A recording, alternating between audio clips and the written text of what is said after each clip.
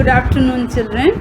Hope you all are fine. After our holidays, I am starting a eco chapter, third chapter, poverty as a challenge. Overview. This chapter deals with one of the most difficult challenges faced by the independent India, and that is a poverty. After this poverty, everyone know the poverty, lack of shelter, lack of food, lack of hunger, lack of everything that is known as poverty. After discussing this multi-dimensional problem through examples, the chapter discusses the way poverty is seen in social sciences. Poverty trends in India and the world are illustrated through the concept of the poverty line, causes of poverty, as well as anti-poverty measures taken by the government. Nowadays, government had taken a lot of steps to remove the poverty. The chapter ends with broadening the official concept of poverty into human poverty. Now, introduction. In our daily life, you can see everywhere there is a poverty. We come across many people who think you are poor, and they could landless. They can be now in the poverty. Poor people, who are they? They can be a landless labor in the village, or people living in a crowded area to gaze in cities. They could be daily wage worker also, those who are getting every day the money at construction sites, or child workers working in a dhabas. You know the dhabas where the children are working. They are also the poor people. They could also be the beggars with children in tatters. They are carrying their small children and they are begging for the food. We see poverty all around us. In fact, every fourth person in India is a poor. In our India, you can count the poverty people every 4 years. After every 4 person there is a one poor person. This means roughly 300 million or 30 crore people in India live in a poverty. This also means that India has the largest single concentration of the poor in the world. So we are also having in this country a number of poor people.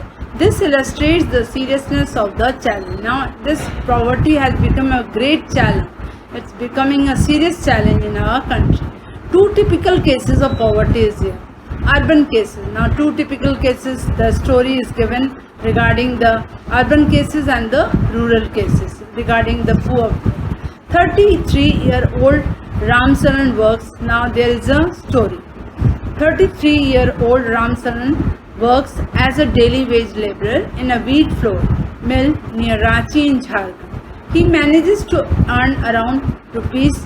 How much he is earning? 1,500 a month when he finds employment, which is not often. The money is not enough for their family because there is a 6th person in his family that includes with wife and 4 children aged between 12 years to 6 months. Now he is getting a very less money, but it is very difficult to manage to look after the 6th person in a family. He has to send the money even for his parents, old parents, who live in a village near Ramgarh. His father, a landless laborer, depends on Ram Saran and his brother who lives in Azan. Now his father, a landless laborer, depends on Ram Saran. His father is totally depending on Ram Saran, and his brother also, who lives in Hazaribagh, for sustenance. Ram Saran lives in a one-room rented houses in a crowded basti. He lives in a one-room rented houses in a crowded basti in the outskirts of the city, in the outside of the city. It is a temporary shack built of the bricks and clay tiles. His wife Shanta Devi works as a part-time as a maid in a few houses, and she manages to earn another rupees 800. So they manage to make a meal of dal and rice twice a day. It's very difficult to manage to look after the family, but there's never enough for all of them. His eldest son works as a helper in a tea shop to supplement the family income and earns.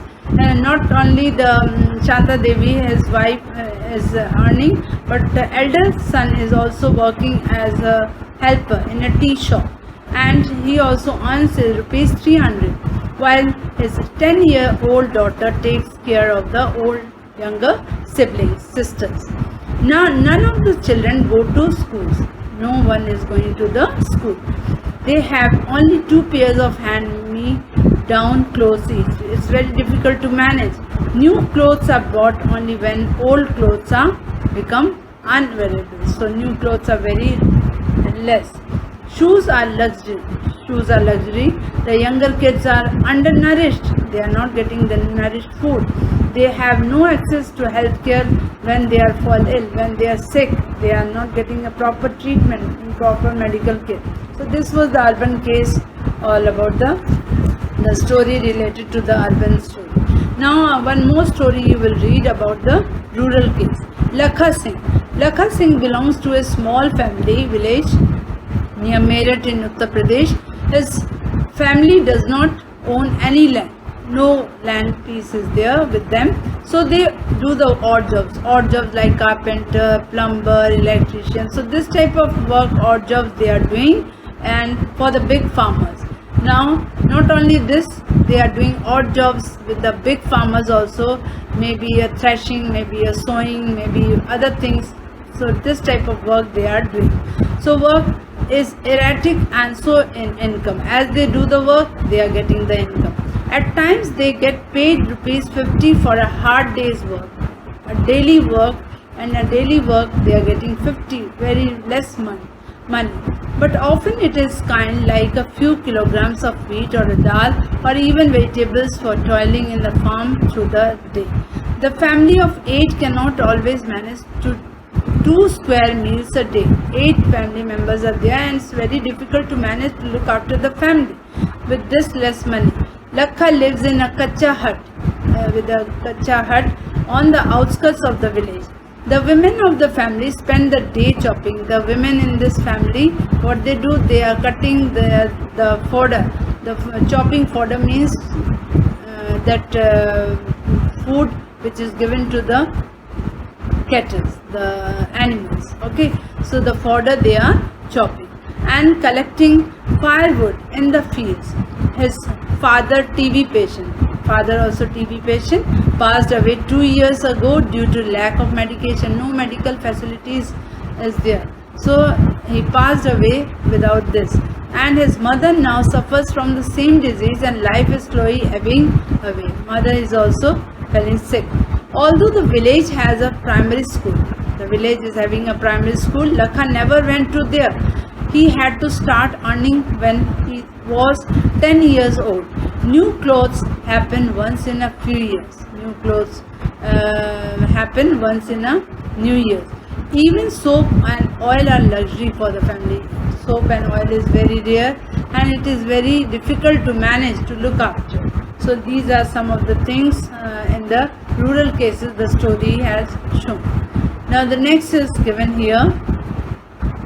These two typical cases illustrate many dimensions of the poverty. You have read the two story, the urban case and the rural case, and it is showing how the poverty is. They show that poverty means hunger and the lack of shelter. Now this poverty means the lack of hunger and the lack of shelter. It also is a situation in which parents are unable to send their children to school, or a situation where sick people cannot afford treatment. Poverty is not only that hunger, lack of hunger or lack of shelter.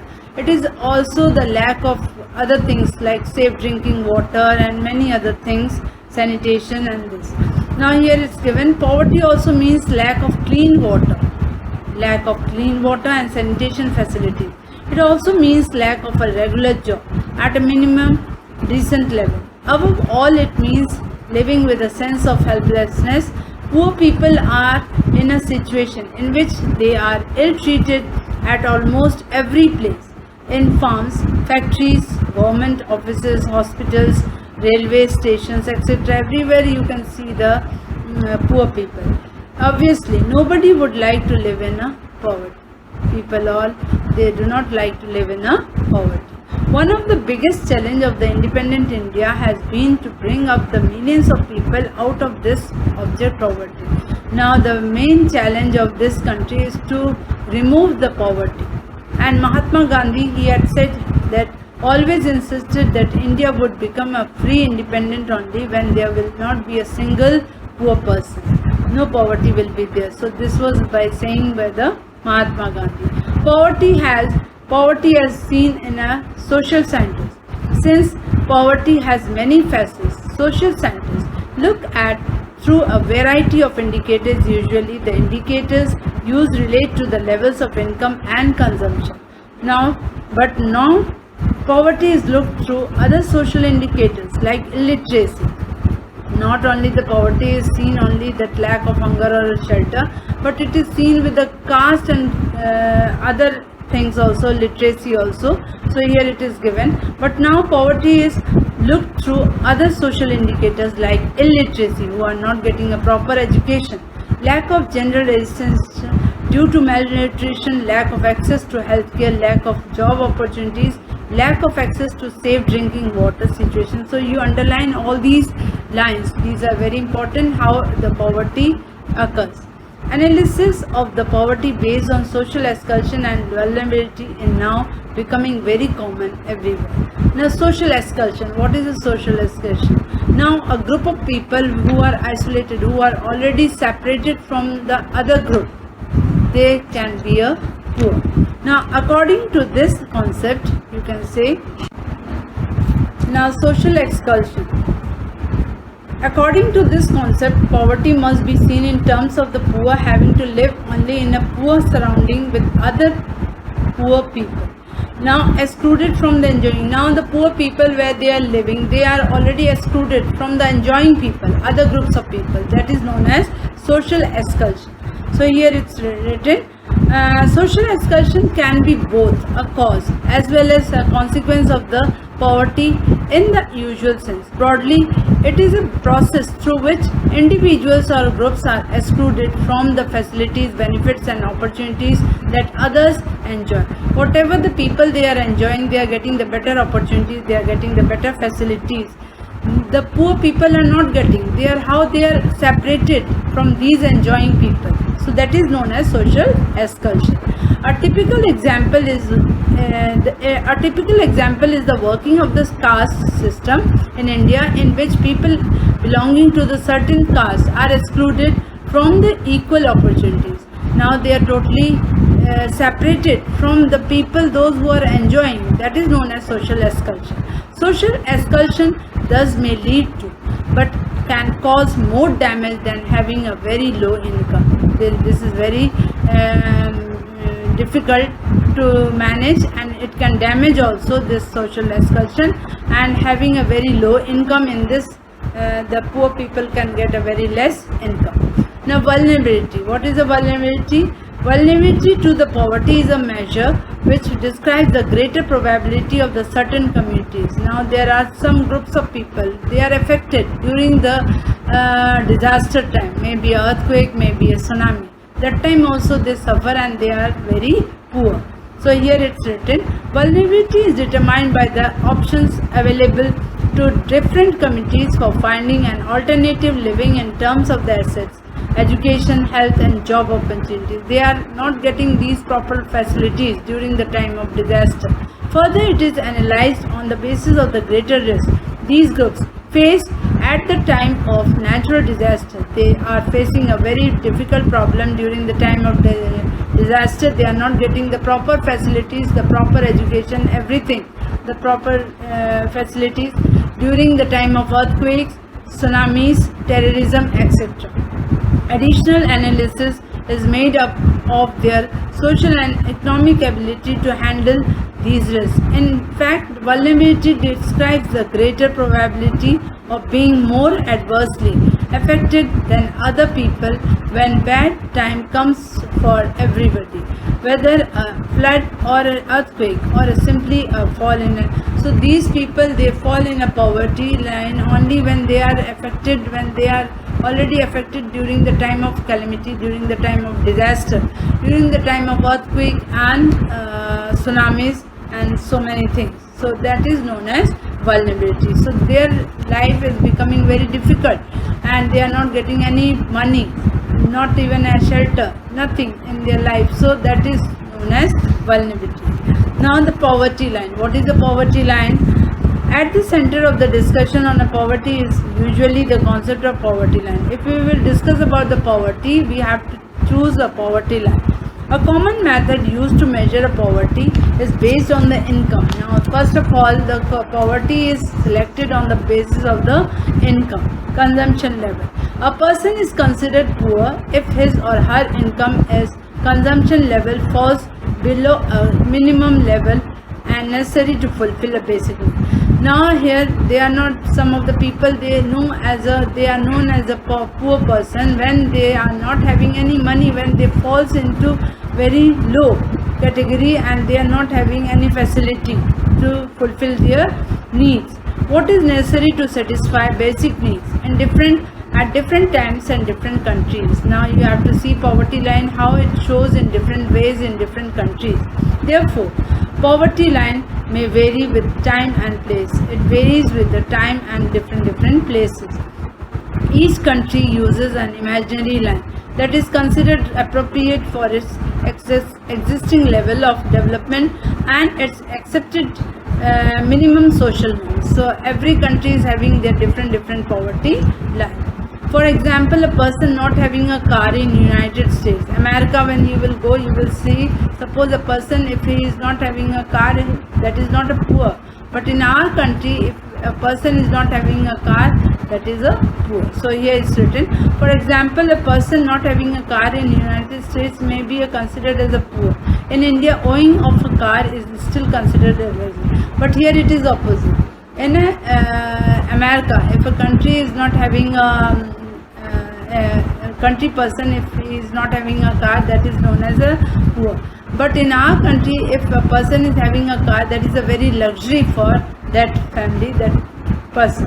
While determining the poverty line in India, a minimum level of food requirement, clothing, footwear, fuel and light, educational and medical requirement, etc. are determined for subsistence. Now these physical quantities are multiplied by their prices in rupees. The present formula for food requirement while estimating the poverty line is based on the desired calorie. Now poverty line in our country, it is determined how? By the calorie requirement. Now food items such as cereals, pulses, vegetable, milk, oil, sugar, etc. together provide these needed calories. Calories, which we call it as calories. Now pulses, when we are getting cereals, vegetables, milk, oil, all together, when we are getting in a proper way, that is known as calories. It increases the calories. The calorie needs vary depending on age, sex and the type of work that a person does. So calorie depends on the working of a person. Depends on the working of a person not only, but depends on age also and the sex. The accepted average calorie. Underline this sentence. The accepted average calorie requirement in India is 2,400 calories per person per day in rural area. If you will see, if you will go to a village, you will see a person having a calorie 2,400 calories per person. That is in a rural area more. But in a town area, urban area, you will see the calorie having a person. One person is having a calorie 2,100. Here it is less, and there in rural area there is more, because in rural area a person work very hard and gets more calories. So since people living in a rural area engage themselves in more physical work, in a rural area person is having more calorie because he is engaged in all the work every time, and calorie requirements in rural areas are considered to be higher than because in rural areas person is doing more hard work in compared to urban areas. So here the calorie is more needed in compared to urban areas. The monetary expenditure per capita needed for buying these calorie requirements in terms of food grains, etc.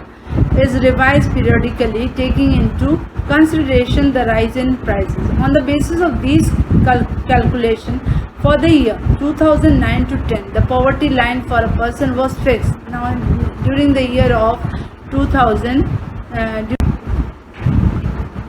on the basis of these calculation for the year 2009 to 10. Now, the year 2009 to 10, the poverty line for a person was fixed at the rupees 673 per month.